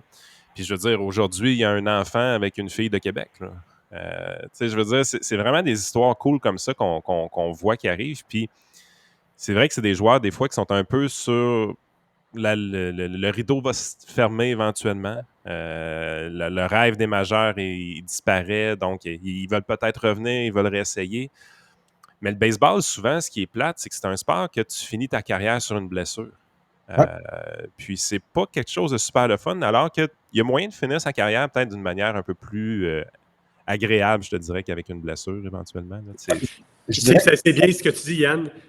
J'ai des amis québécois là, qui ont joué pour les Capitales, puis ils ont terminé leur carrière avec les Capitales de 2, 3, 4, 5 ans, puis Marleau, Pelé, Gélina, ces gars-là, puis ils ont fait la paix un peu avec le baseball, puis la business du baseball en jouant pour le plaisir, l'équipe, ce qu'il n'y avait pas dans le baseball mineur affilié. Donc, ils ont fait la paix un peu avec le baseball, puis ils ont quitté, je pense, la tête haute de la bonne façon. Fait que ça peut être ça aussi pour certains joueurs de venir bien terminer leur carrière à Québec. Moi, j'ai fait la paix avec les Braves d'Atlanta, mais parce qu'il est arrivé un peu la même situation avec eux. Quand j'ai signé avec les Braves, j'en reviens pas. J'arrive à Richmond dans le 3A. Et c'est toujours intimidant. Tu rentres dans un vestiaire, tu connais pas personne, tu dois donner la main à tout le monde, tu t'en vas raconter, là, on dit toutes les règles, ici, les ça, tu t'en vas t'asseoir, et là, Michel, le manager, voudrait te voir. Fait que là, tu cognes, tu rentres dans sa chambre. Le directeur général de l'organisation, il est là pour t'accueillir. Tu sais, c'est assez spécial. Et là, il est arrivé la fameuse accolade où il dit ça nous a pris du temps avant d'aller te chercher. Ça a pris un long détour de 9 ans. Mais bienvenue à l'organisation. On veut que tu partes mardi, tu vas repartir dimanche, puis tu repars le 8 juillet, puis on veut t'avoir en haut le 15 juillet. Fait que, tu sais, on met tout ça sur un plateau comme ça, traité comme ça se peut pas, avec classe, puis tout ça. Et malheureusement, je me blesse. Une petite bad luck. Finalement, je me fais opérer, l'épaule est finie, puis tout ça. Et quand j'appelle les Braves en décembre pour dire que je suis opéré, ils ont dit, ouais, mais tu viens-tu te faire opérer à Atlanta? Puis là, je dis, peut-être que vous ne comprenez pas, je viens d'être opéré il y a 2 jours. Fait que, ils ont dit, mais pourquoi tu n'es pas venu à Atlanta te faire opérer? Ah, j'ai été correct au Québec, puis je l'ai fait avec un bon médecin, puis tout ça. Ben là, on doit te traiter. Fait que là, ils ont payé pour tous mes traitements qui ont suivi, donc ma physio, engagé un entraîneur. Puis moi, mon but, c'était vraiment, même si le chirurgien disait que je ne serais jamais capable de revenir au jeu dans ma tête de cochon, j'allais relancer puis être au camp d'entraînement des majeurs avec les Braves au mois de mars. Finalement, je n'ai pas été capable d'être là au mois de mars. Et on a continué de prendre soin de moi jusqu'au à la fin avril. Et à la fin avril, j'ai réalisé que je ne relancerais plus. Alors, l'assistant directeur général m'appelle et il dit, t'as-tu reçu les dernières factures? Puis tout ça, j'ai dit oui, mais j'ai dit, je vous appelle aujourd'hui pour dire que je ne veux plus recevoir d'argent de vous, puis on arrête ça. J'ai dit, je ne jouerai plus au baseball finalement, puis c'est bien correct. Oui, mais il dit, on t'a blessé, fait qu'il faut qu'on prenne soin de toi. Tu sais, quand tu t'es blessé l'année passée, fait qu'on te doit une allocation, puis tout ça. Fait que j'ai dit, non, vous ne m'avez pas blessé, vous m'avez guéri. J'ai dit, je suis rentré dans le baseball avec énormément de naïveté, je l'ai perdu dans les dernières années, et vous m'avez retrouvé le goût de redonner au suivant avec le baseball, avec le geste que vous avez fait. Fait qu'il est sur le choc, il me passe au directeur général, il dit, est-ce que tu es sérieux? J'ai dit, oui, j'ai dit, je suis plus capable de lancer. Oui, mais j'ai dit, est-ce que tu veux qu'on ait une compensation, quelque chose? J'ai dit, non, pas du tout. On arrête tout ça. Je ne veux plus recevoir d'argent. Je ne veux plus rien du tout. Vous avez été très gentil. J'ai dit, je suis réconcilié avec le baseball. Fait que c'est ça que ça a fait. Ça m'a donné le goût. Tu sais, quand tu dis, JP, l'impact que tu peux avoir sur quelqu'un de finir sa carrière comme il faut, c'est ce que ça a fait. Et c'est drôle parce que les années suivantes, partie d'une compagnie de bâtons, et je devais aller des fois dans les assises à Nashville, à Vegas ou un peu partout pour présenter bâtons. Puis dans les assises du baseball d'hiver, les directeurs généraux des organisations sont là. Et ils s'assuraient de venir toujours à ma table. Puis ils me disaient, hey, si tu as besoin de quoi dans la vie, tu as besoin d'une job avec nous autres, on aimerait ça, tout ça. Finalement, j'ai toujours dit non, je suis bien où je suis, puis toute l'équipe, mais ça a tout le temps conservé, puis je me sens bien là-dedans. Fait que, tu sais, quand les joueurs viennent jouer à Québec, viennent finir leur carrière, parce que je dirais que sur les 24 joueurs qui vont être dans l'alignement cette année, c'est souvent 8-8-8. Donc, c'est 8 joueurs recrues universitaires qui n'ont pas été repêchés puis qui auraient dû être repêchés qu'on va avoir dans l'équipe. On va avoir 8 joueurs qui ont probablement eu des blessures, été retranchés du A, 2A, puis qui s'en viennent jouer à Québec. Et on en a 8 qui viennent terminer leur carrière parce qu'il paraît que c'est le fun, puis ils vont venir jouer quelques années avec nous autres. Et comment Patrick réussit à mettre tout ça avec que le jello pogne avec les gens qui ont quand même l'objectif de bien performer, mais avec un fond qui est différent. Fait que c'est un petit peu ça, je pense, qui se passe. Puis je pense qu'on arrive à bien le faire où on traite bien la recrue, on traite bien celui qui revient d'une blessure, puis on traite quand même bien celui qui est en fin de carrière. Puis c'est ça qui est l'objectif. Puis là, on y va encore en pourcentage. Et il y en a 10 qui trouvent l'amour et qui se marient. C'est vrai stat, ça? Écoute, à 10 je ne dois pas être loin. Honnêtement, là, c'est bon sens. C'est bon. Peut-être qu'ils trouvent l'amour. En tout cas, okay. Bref, écoute, on passe vite là, les 24 ans des capitales, là, mais qu'est-ce qui fait, Michel, là, présentement, depuis 2-3 ans, l'après-pandémie avec une nouvelle ligue? Mize Wolf a vendu à Groupe Verdure. Les partenaires n'ont jamais été aussi présents. Les partenaires n'ont jamais été aussi présents que ça. Qu'est-ce qui fait, Michel, là, que présentement, les capitales sont sont au sommet. Là. Ils ont été au sommet au niveau baseball pendant longtemps, l'an passé avec la victoire. Mais qu'est-ce qui fait, tu penses, qu'on est au max des capitales qui n'ont jamais été? Moi, je pense qu'on va être honnête, on a survécu quand même à une ligue qui est tombée à, qui était à 8, après ça 6, après ça 5, après ça on se plaçait. Comment je ferme mon sel pour que ça arrête de faire des bips? Je suis désolé. C'était Hein? les textos de Michel, ça. OK, on vient de trouver le coupable. Là. Ouais, ça fait bing. Je suis désolé. Fait que je recommence ça. Ferme ça. Ouais. Fait que c'est pour vous dire que les capitales, en fait, là, pensez au milieu des années 2010. Là. On baisse en nombre d'équipes, donc en crédibilité. Puis ce que j'aime dans ce qu'on a fait, c'est qu'on n'a jamais dit qu'on était dans une Super League à ce moment-là. On disait qu'on travaille fort, puis on a quand même du baseball ici à Québec, puis on a ce qu'on a, puis on va faire notre possible. On a quand même amené l'équipe Cuba à travers ça pour mettre un peu de couleur, l'équipe japonaise. On a mis des Cubains, mais soyons honnêtes, là, on ne le disait pas, puis même le stade, des fois, ne le savait pas, mais on survivait. À travers ça, on a l'arrivée des Nordiques. Donc, au niveau corporatif, c'est compliqué parce que si on recule en 2012, 2013, 2014, les Nordiques vont être ici l'année prochaine, puis tout ça. Donc, tu appelles les entreprises, puis les entreprises, ils sont corrects, mais il y en a quand même un pourcentage d'eux qui ont dit, ben écoutez, on est désolé, on n'a plus de budget, on se prépare pour l'équipe de la Ligue nationale l'an prochain. Donc, ça, c'était pas facile. Par contre, à partir de 2016-2017, il arrive le synthétique. L'histoire du synthétique, c'est de s'assurer une pérennité au niveau du stade. Dévié, vous allez me dire, là, mais l'idée, c'est que si jamais il y a juste les capitales qui utilisent le stade Canac, une ville ne retapera pas 10, 12, 15 millions pour une équipe professionnelle, c'est mal vu, puis on ne voit pas les choses de cette façon-là. Même si je pense que le rayonnement des capitales est bon à l'extérieur, puis c'est bon pour une ville, ça ne passe plus dans les dernières années pour l'argent public d'aider l'équipe professionnelle, même si c'est professionnel, pas avec des salaires qui sont ridicules. Mais l'idée, c'était de dire le stade, il faut qu'il appartienne à tout le monde. On est à 450-500 heures d'utilisation de 1999 à 2016, et depuis ce temps-là, on est à 3900 heures d'utilisation par année. Et les capitales sont rendues à quoi? 11% d'utilisateurs du stade, alors qu'à l'heure, on était à 90%. Donc, il y a toute l'idée de dire il faut que ça profite JP au sport-études, il faut que ça soit utilisé par le junior, il faut que toutes les équipes aient une chance de jouer ici. Je pense que ça, c'est un des pourcentages qui fait que ça a aidé les capitales et le baseball par le fait même. Et ensuite de ça, la Ligue, on passe d'une Ligue où c'était pas facile. On est quand même la plus grosse Ligue de baseball indépendant présentement. Est-ce qu'on est la plus forte? Non. L'Atlantique est à un niveau, mais un peu moins solide dans les dernières années parce qu'il y a des équipes qui sont parties. Il y a l'American Association qui va bien, qui est solide, puis il y a la nôtre qui va chercher un territoire quand même qui est le fun. Donc, un mix de tout ça, on le sentait venir. Puis, suite à l'année 2019, avec les foules du mois de juillet, du mois d'août, la façon que les partenaires agissaient, on savait que les 3-4 prochaines années allaient être fortes. Et moi, dans ma tête, à moi, imaginer, à partir de décembre, janvier, février, là, je le sens. Puis c'est comme si dans ma tête, j'avais gagné mon pari. Puis je ne dis pas ça avec prétention, là, mais c'est comme, je savais que les beaux jours s'en venaient, si on perdurait. Et boum, le 13 mars, la pandémie arrive. Ça m'a frappé comme un coup de masse, là, mais pas à peu près. Puis après ça, comment on garde le baseball ici alors qu'aux États-Unis, ils continuent, on ne pourra pas traverser la frontière. C'est pour ça qu'on s'est battu du temps pour s'assurer qu'il y ait des activités dans le stade. Et JP, tu sais, ça a été tellement difficile, même pour le sport et tout ça. L'année suivante, de recommencer en 2021 puis de dire aux Américains qui veulent sortir le calendrier au mois de novembre, pouvez-vous me repousser ça au mois de décembre? Je suis en train de dealer avec le gouvernement si on va pouvoir jouer au baseball en 2021 au Canada. Pas de réponse des gouvernements, mais presque pas ceux qu'on souhaite. Pas capable de revenir avec la Ligue avec une date. Là, on est en janvier, on est en février, on est en mars.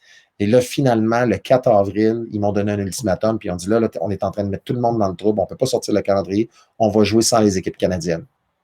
Et j'ai dit non, donnez-moi encore 10 jours. Je suis revenu ici à Québec, pour on a tenté d'avoir des réponses. Puis finalement, on a gamblé en disant à la Ligue, à partir du 1er juillet, à partir du 15 juillet, on va être capable de jouer à Québec.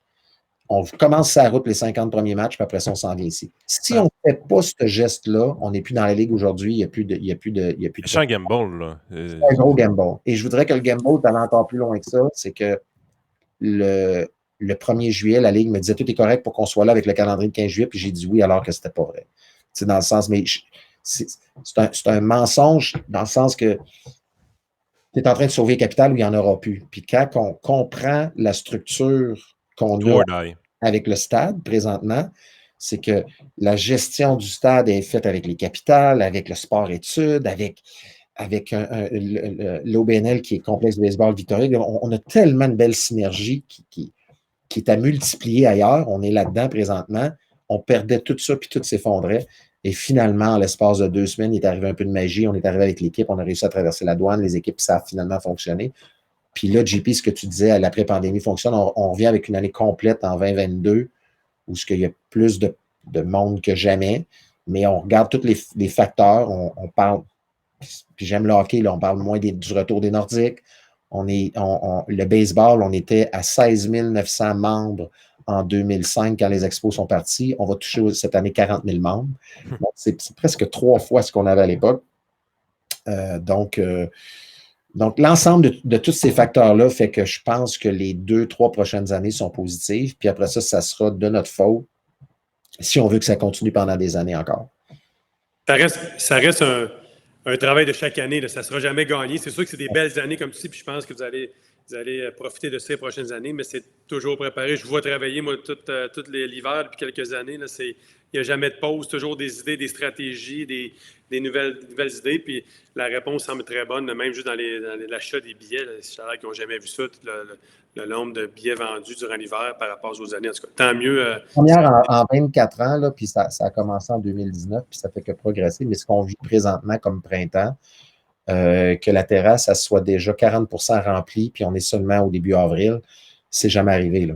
Je veux dire, on n'a jamais eu de signaux aussi forts que ça. Mais tu sais, les capitales, c'est du bon baseball, c'est dehors. C'est exactement ce qu'on recherche du baseball. Le centre-ville, la vue parfaite, le beau stade, la belle ambiance.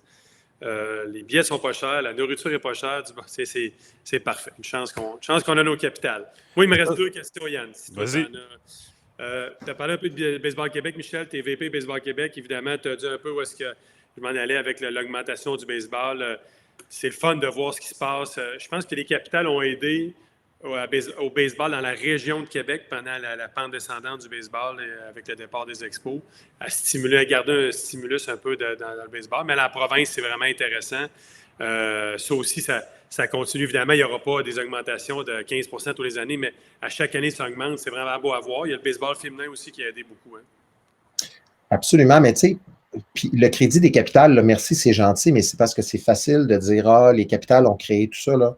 Honnêtement, on a fait une petite partie, mais je regarde l'implication des entraîneurs puis du monde en baseball. C'est incroyable comment c'est positif. Si vous allez à la convention des entraîneurs, là, je vous en parle, j'ai des frissons à chaque fois. Je suis allé sur le Montréal de voir tous ces gens-là impliqués.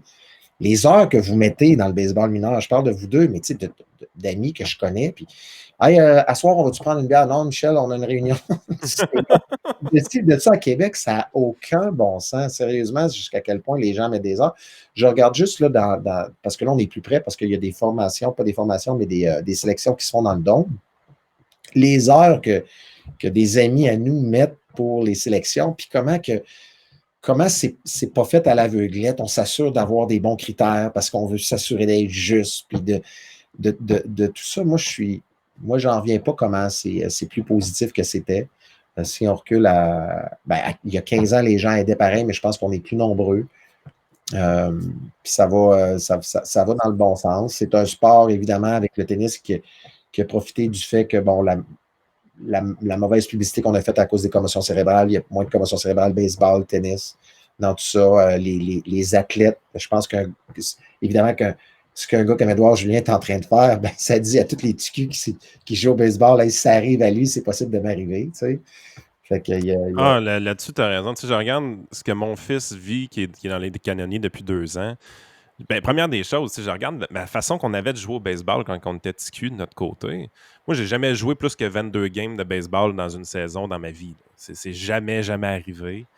Je regarde la méthode d'entraînement qu'ils ont, les infrastructures qu'ils ont. Je veux dire, quelqu'un qui veut s'entraîner 12 mois par année peut le faire aujourd'hui, même si c'est pas suggéré. Là, mais je veux dire, le baseball 360 est ouvert, il y a plein de cages de frappeurs. Ils sont rendus à quoi? 8-9 cages de frappeurs.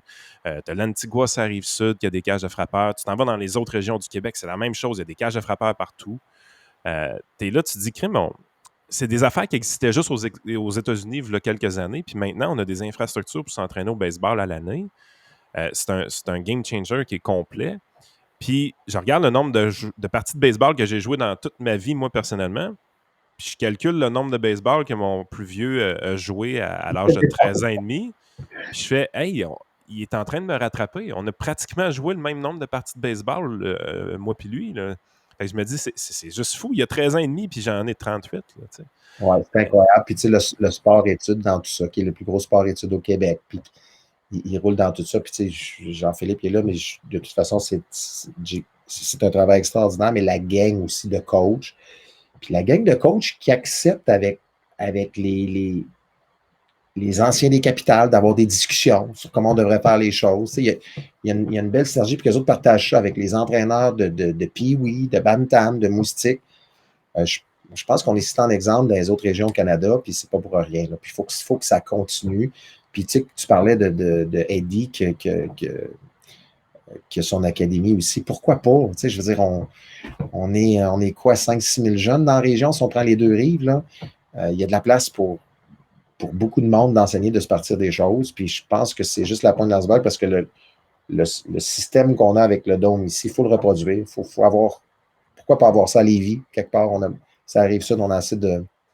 Écoute, j'avais un cours d'entraîneur la semaine passée, justement, qui était en ligne. Puis ce dôme-là fait des jaloux parce que quand tu arrives et tu as des gens de l'extérieur, à un moment donné, il est là, il dit là ils sont chanceux là, dans le coin de Montréal. Les autres, ils ont presque plus de neige là, ou pratiquement plus de neige. Fait qu'ils disent là, c'est le temps de sortir dehors avec vos jeunes puis de commencer à frapper des ballons. Là, on n'est pas tous comme à Québec puis on ne peut pas attraper des ballons toute l'année. Ça, c'est votre priorité avant leur camp d'entraînement, aller attraper des ballons. Là, j'étais là, OK, c'est vrai, oui, on a un dôme, il y a possibilité d'aller attraper des ballons, mais Christy, il y a encore 8 pieds de neige ici. Là. Mais il ne faut pas l'oublier, effectivement, c'est une chance unique. Hey, moi, j'ai ma dernière question, Michel, avant de te laisser aller. Autre que ta personnel, autre que ta famille, disons, ça serait quoi ta plus grande fierté de ton passage de baseball là, entre le gars de Val-d'Or qui se fait inviter à jouer pour les Bisons de Saint-Eustache à aujourd'hui? Ce serait quoi ta plus grande fierté au niveau, on va dire, de ton travail là-dedans? Bien, je dois dire de ce qu'on vient de parler de l'infrastructure qui est utilisée par l'ensemble du monde, puis que ça déborde en Ultimate Frisbee, puis que ça déborde en soccer, puis que les gens bougent, tout ça, là. Ce projet-là, je suis vraiment content. Puis des fois, je suis moins content parce que le vent de face a été très fort. Puis d'avoir persévéré là-dessus, je suis content. Puis JP, on a été ensemble dans tout ce projet-là, mais il a été dur. Il a été dur parce que la volonté derrière ça était pure, était bonne, c'était pour pouvoir faire que les enfants puissent jouer puis que tout le monde, mais tu sais, de se faire dire, puis j'ai la tête dure, fait que de me faire dire, tu ne peux pas commencer à jouer au baseball à 21 ans, ça ne marchera jamais, je suis capable de passer à travers ça, de me faire dire, des bâtons en merisier, en boulot jaune, Michel, ça ne marchera jamais, quand même que tu voudrais partir ça ne fonctionnera pas, ben c'est pas vrai, j'y croyais puis je suis capable. Mais dans le projet des capitales, la même affaire. Ça ne fonctionnera pas le baseball. Là, si tu regardes l'historique avec les Indiens, les carnavals, vous en avez pour 4-5 ans, puis ça va mourir. Je me suis fait dire ça 100 fois en 2003, 2004, 2005, quand on a parti les capitales, que ça n'allait pas fonctionner. Le don de se faire dire que ça ne fonctionnera pas, mais à répétition, puis qu'une fois que c'est en place, de se faire dire que ça va tomber, quand on a coupé le ruban, là, il y avait un petit côté amer derrière tout ça. Mais c'est celui où je suis le plus fier dans le sens que, écoute, mon bureau est à 100 pieds d'entendre les cris des jeunes. Je fais juste ouvrir la porte de mon bureau, puis à travers le dôme, il y a de l'écho, puis j'entends les jeunes crier, puis à chaque fois, je fais un petit sourire. Puis je me dis, yes, ça l'a mission accomplie. Fait que ça là est dans ma face, constamment. Puis je suis fier de le travail de l'ensemble des intervenants dans le complexe Baseball Victoria a fait avec le temps, parce que c'est un projet qui a pris naissance le 4 juin 2017, mais ça faisait depuis 2008 qu'on voulait avoir un synthétique pour tout le monde, qu'on voulait avoir de quoi d'autre. Et ça a été 7 ans, 8 ans difficile, puis même quand dans la réalisation du projet, ça a été un projet qui était difficile, mais je pense qu'on peut être fier de ce projet-là. Puis là, comme je disais, on va le reproduire à d'autres endroits au Québec, aux États-Unis aussi. Et c'est drôle d'entendre les gens qui me disent « Ouais, mais Colin, Michel, c'est pas facile comme à Québec, nous autres, de faire un projet comme ça. » Je suis là, vous avez aucune idée, tu sais, comment. Et je regarde des marchés comme Trois-Rivières, puis tu sais, je veux que Trois-Rivières reste dans la ligue, les Aigles, vraiment, mais je vois la différence que ça a créé pour le marché de baseball au Québec, dans tout l'ensemble pour les jeunes.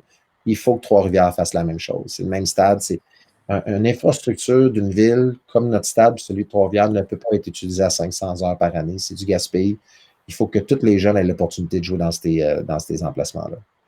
Oui, puis ce qui est important de noter, c'est qu'est-ce qui rend ça possible? Oui, c'est la surface synthétique parce que tu réduis le temps de préparation du terrain. Tu peux tolérer beaucoup plus de pluie à ce moment-là également sur ton terrain. Puis évidemment, ben, c'est d'une évidence, là, la location d'hiver, puis la possibilité d'avoir le printemps plus vite, d'avoir l'automne qui dure plus longtemps aussi. C'est pas pour rien que c'est quasiment x10 en termes d'heures d'utilisation, pareil, quand on y pense. Alors, les tournois, hein, tout de suite, 15 minutes entre 2 matchs, puis non, c'est magnifique. On se le répète à chaque jour. Peut-être pas encore assez, même si c'est à chaque jour, mais c'est infrastructure unique. Hey, Yes. Moi, Michel, on pourrait continuer encore, d'après moi, encore une autre heure, facilement. Il y a plein d'histoires. Tu as parlé de B45, quand les Braves sont allés signer, puis sont allés à Val-d'Or, puis c'est ta femme qui tenait le radar parce que le dépisteur était tout seul, puis c'est le dépisteur qui te catchait, puis qui t'a signé pareil, en tout cas, peu importe. Il y a un paquet d'histoires encore, mais bon, écoute, on a fait un super beau tour, puis je suis sûr que les gens vont apprécier d'avoir entendu plein de belles histoires, puis parler des capitales, un peu de Baseball Québec. C'est un peu nos deux éléments clés, parler du développement du baseball mineur, puis des capitales cet été. Donc, très intéressant. Merci beaucoup, Yann. Je te cède la parole pour le mot de la fin. Yes, moi je m'étais préparé une question, mais c'est pour vous deux. Fait que ça risque d'être assez intéressant. On a des fils qui sont sensiblement dans les mêmes âges. Ils vivent chacun à leur façon, à leur niveau différent, des camps d'entraînement présentement. Beaucoup des gens qui nous écoutent aussi à la maison, leurs fils ou leurs filles sont en camp d'entraînement présentement, ou en camp de sélection plutôt. Puis, il va y avoir toutes sortes de nouvelles là-dedans. Il va y avoir des jeunes qui vont être retranchés puis très, très près de la ligne. Là. Ça va être des retranchements crève-cœur de leur côté. Et de l'autre côté, il va aussi avoir des gens qui vont faire l'équipe, qui vont jouer l'été prochain, sauf que ils vont être le 9e ou le 10e choisi dans leur équipe, ce qui va faire en sorte que la saison va être assez difficile de leur côté. C'est quoi le rôle du parent dans cette histoire-là? Comment faire pour être un bon parent dans les deux contextes? Autant une sélection manquée qu'une sélection réussie, mais dans un contexte où est-ce que la saison va être quand même très difficile pour le joueur? Hey, c'est une bonne question, ça, Yann. Michel, je vais commencer. C'est sûr que, évidemment, c'est un méchant grand défi d'être un bon parent, même quand la saison commence. Le baseball, c'est un sport qui est facile un petit peu de second-guesser les décisions. Les évaluations, c'est tellement... On est là, on est là-dedans, puis le téléphone sonne, puis pourquoi ci, pourquoi pas ça, puis, tu sais... Des fois, il arrive des mauvaises sélections, mais il va y en avoir l'an prochain aussi. Mais je pense que à 99% du temps, les gens qui font des sélections sont de bonne foi, ils voient ce qu'ils ont vu. Est-ce qu'ils peuvent faire des erreurs? Peut-être, oui.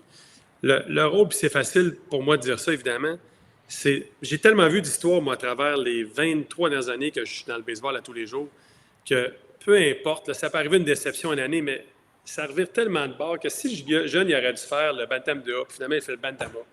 Bien, au final, dans 1 an, dans 6 mois, il va récupérer ce qu'il avait à manquer, puis il va le faire le midget 3 pareil l'année d'après, s'il est rendu meilleur que l'autre. Fait que, mais c'est facile parce que j'ai 28 exemples dans ma tête en 1 minute de gars qui n'ont pas fait de l'équipe, tout le monde était déçu.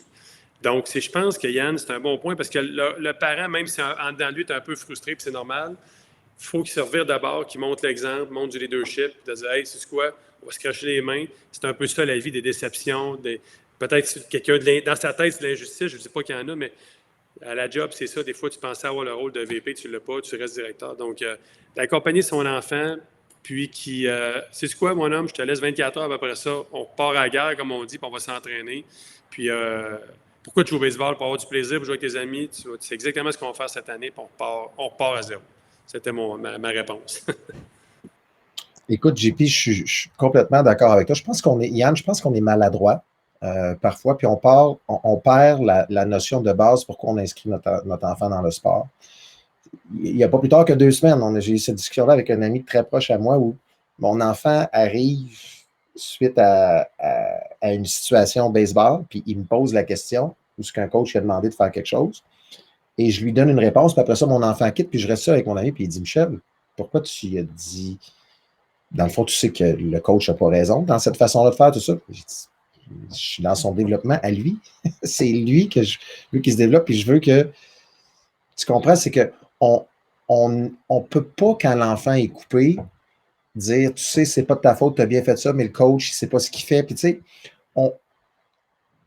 la raison même pour laquelle on l'inscrit dans un sport, c'est pour qu'il se développe et qu'il devienne une meilleure personne, puis il va le devenir à cause des échecs qu'il va avoir. Fait que si on garde toujours cette base-là, puis qu'on fait juste l'appuyer, on va être bien mieux que de penser qu'il y a de la conspiration, puis il n'a pas été choisi pour telle raison, puis le coach fait une erreur, on a ce réflexe-là. Puis les discussions que vous avez entre la maman puis la papa, puis que le petit est en arrière, juste votre langage corporel, de dire ça n'a pas de bon sens, tu as été coupé, vous ne l'encouragez pas en faisant ça. Puis à tort ou à raison, même si vous pensez fondamentalement que ce n'est pas un bon choix, la raison pour laquelle vous l'avez inscrit dans le sport, c'est pas qu'il joue un jour 2A pour vous rendre fiers, vous autres, de dire mon jeune joue 2A. C'est pas ça. C'est pour qu'il devienne une meilleure personne, qu'à travers le sport, il subisse des échecs, qui connaissent c'est quoi la synergie qu'il y a entre une équipe, qui apprennent à comment on gagne, comment on perd, comment on se comporte. C'est tout ça qui est important. Puis le rôle des parents dans la façon d'agir suite à ça est tellement grand, mais embarquez pas dans cette émotion-là de dire il a perdu, j'ai perdu. En tout cas, on pourrait aller longtemps, mais moi, ça me touche énormément parce que comme je vous ai raconté, l'histoire que je viens de vous raconter, ça se fait dans la naïveté, puis ça se fait pour les bonnes raisons. Et puis si ça n'avait pas été plus loin, j'aurais gardé ce bagage-là, puis il m'aurait servi dans n'importe quoi d'autre après. Mais c'est l'école de la vie à travers le sport, c'est ça qui est important. Puis il faut toujours garder le focus là-dessus, comme parent, je pense. Oui, puis je pense aussi qu'il faut garder en tête que les apprentissages peuvent être faits à tous les niveaux. Allons-y dans les grosses catégories, le 2A par exemple. L'avantage est d'affronter les meilleurs. Tu vas voir les meilleurs lanceurs dans l'été. Mais ça veut aussi dire que tu vas peut-être avoir une moyenne de 200. Là. Ça vient avec un peu cette idée-là.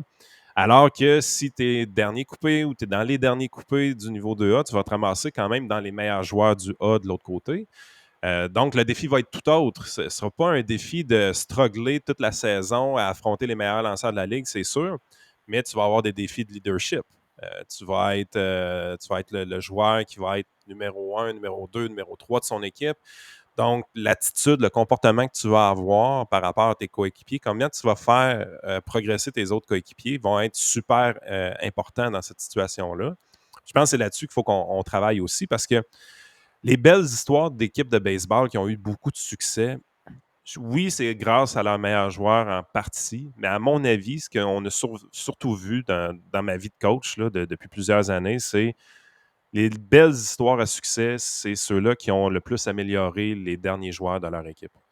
Puis c'est cette façon-là de comment tu fais pour mettre un contexte qui va te permettre aux joueurs 7, 8, 9, 10 de ton équipe de s'améliorer plus vite que les joueurs 7, 8, 9, 10 des autres équipes. Ça passe par le coaching, mais ça passe aussi par les leaders de l'équipe qui vont être les numéros 1, 2, 3, qui vont faire jouer les autres joueurs d'une meilleure façon. Mais si tu veux que ces jeunes-là, les meilleurs joueurs de l'équipe, soient également des leaders, il y a un parent derrière de ça qui a fait l'éducation qui devait y arriver parce que les meilleurs joueurs du A, les meilleurs joueurs du B, c'est tous des joueurs qui ont été coupés d'une certaine façon. Puis ça, je pense que c'est la chose qu'il faut qu'on garde dans notre tête. Puis je dis, ça peut être aussi du 2A par rapport au 3A dans les calibres un peu plus vieux là, de midget, bantam également. Tout à fait d'accord. Complètement. C'est des bons témoignages, ça aussi. Hey, merci, Caroline, Michel. Merci, Yann. Je te laisse le mot de la fin, Yann, mais merci, Michel, pour tout ça. Le mot de la fin va être super simple. C'était vraiment intéressant. J'ai quasiment hâte d'avoir le petit Géopardy taïwanais aussi, voir si je peux rajouter ça au bout de ce podcast-là. Mais je pense que les gens vont passer un bon moment, sérieusement. Mais merci beaucoup à vous deux, c'était super intéressant. Merci, Michel. J'en ai pas, puis on se voit bientôt. Salut. Merci.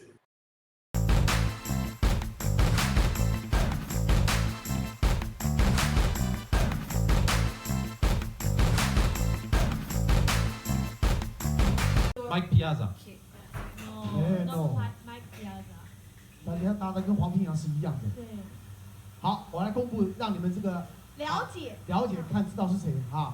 这个罗德里盖兹 （Rodney Gates）